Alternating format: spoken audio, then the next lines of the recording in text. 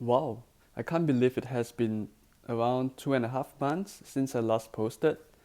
So the last time I made a video was sometime in early November, and the day today is the 29th of January 2022. So I meant to make like a update, maybe like every 1 to 2 months, but this has been a little late.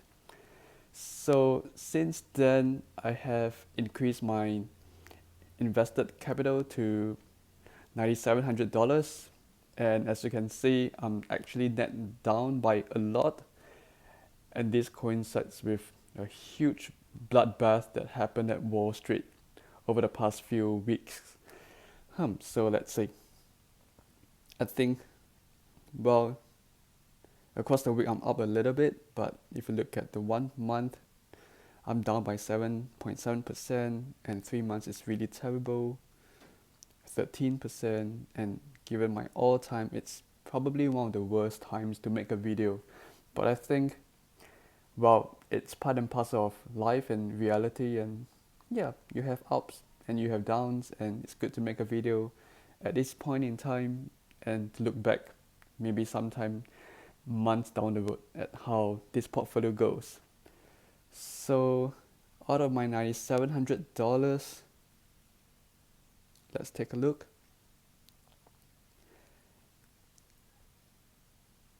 So I've placed my ETFs on top, especially the ones with like leverage. So SPXU is the -3 inverse ETF that tracks the S&P 500, and then followed by TQQQ, UPRO, and some individual stocks that have like Robinhood, C Limited, and the China Tech ETF KWEB. So if you're wondering why I do have SPXU and also UPRO, SPXU is actually used as like a hedge against like the entire falling market. So as the market falls, I bought up a lot of TQQQ and UPRO, and while doing so, I don't know how far it would keep on falling, and it might just keep falling and falling and falling until a certain point. So I actually also bought a little bit of SQQQ and SPXU just as a hedge, just a small amount, like $20, $50, just as a hedge against the entire falling market. So if the market falls and I bought a little bit of these, I can sell it at a profit and then use that small little profit to kind of like offset my little paper loss in UPRO and TQQQ, and use that small little profit to buy in a little bit more of TQQQ and UPRO. So that's the plan. But overall, I'm still really bullish on the entire S&P 500 and the Nasdaq. I mean, TQQQ is like the 3x leverage ETF version of the Nasdaq 100. So yeah, I do also hold like QQQ and Momentum and other ETFs like SPYG, and I used to have VUG as well, which I sold at a profit and used that profit to buy in more of UPRO and TQQQ when it's like crumbling down. So yep. So taking a look at, maybe I'll just take a look at TQQQ. Here I bought in a lot over the last few days. Just the last few days across the month and over the past 3 months. The last few days have been really coming down, and I scooped up a lot of these shares. Currently, I'm sitting at, I would consider a good 9.15% gain, unrealized gain at this point in time, and I think I'll just hold on to TQQQ and UPRO until much later, until it recovers to its levels. I mean, like 1 month ago, 2 months ago. UPRO. For UPRO, I'm still up by, let's say,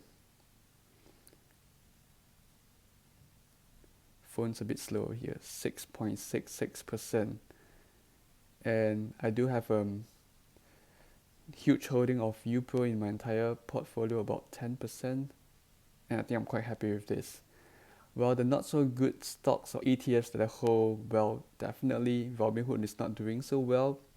Don't want to paint a picture of all red and rosy. Robinhood is the one that's down by the most. And if you look at its IPO results, it has since fallen by 67% since IPO, since its IPO price of 38. And now it's sitting at, I'm down by 37%, which is really quite a lot. But that's fine, it's something that I'll hold for a while. And KWEB, which I've mentioned before in previous videos,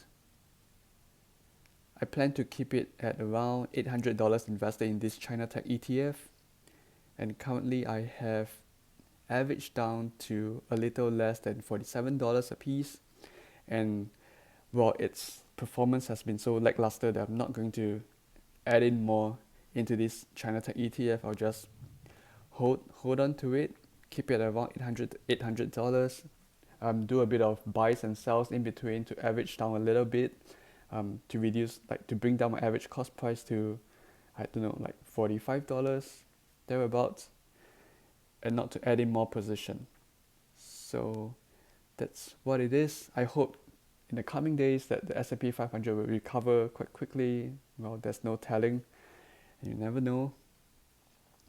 And a few lessons that I've learned since then is to keep some money as a small war chest in order to kind of like war chest in when the whole market comes coming down. So that's like, all the stock, all the ETFs are now on sale. It's good to go in progressively, a little bit at a time, to scoop up and to buy up the stocks and ETFs at a good discount.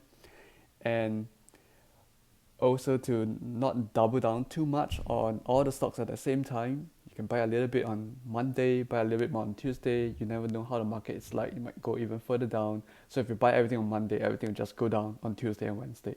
So if you buy in a little each day, you always have like Tuesday, Wednesday, Thursday, Friday to buy in a little bit more, just in case it goes down. And something else that I've learned also since the last time I made the video is to probably have the bulk of my invested capital more in broad ETFs like S&P 500 and QQQ, instead of having a huge weightage on individual stocks like PayPal the last time. PayPal has gone down by a lot, and my plan was to invest like $1,000 in PayPal alone, which I still plan to do so, but probably I won't invest like so much in one single stock all at the same time, just in case it goes down even further, which it has already done so. Just to keep it like to a certain amount, like maybe like $500 to $800. Right now I still have like about $800 invested in PayPal, which it still has really good prospects, and I plan to hold on to it until it recovers, and to not sell it off, at least not sell off too much, unless I've got a better investment to switch to. For example, I have sold a little bit of PayPal to switch to UPro and also to TQQQ when it's like really coming down, and just like scooping up and buying all these like ETFs at huge discounts. So the plan is to buy more of TQQQ and UPro if it falls below my cost price, which at this stage I think I'm already like quite happy with my cost price for TQQQ. For example, my cost price is, let's say, $51.99, so it's around $52. And if you look at the 3-month data, $52, it's come down by a lot. So where's 52? Yep, just a little above this bottom. So quite happy at that. I'll continue to watch the market rather closely, and if it comes down less than $52, less than 52, I would buy a little bit more. If not, I'll just hold on to it until it recovers to much higher levels before thinking of like selling a little bit. So that's the plan. Then so that's all for the quick update for today. I think I'll make another update in a month's time and see how the market goes. Hopefully this portfolio will not age badly, and hopefully you can see some days of green, and it might go back to the levels at which we have been looking at like months ago.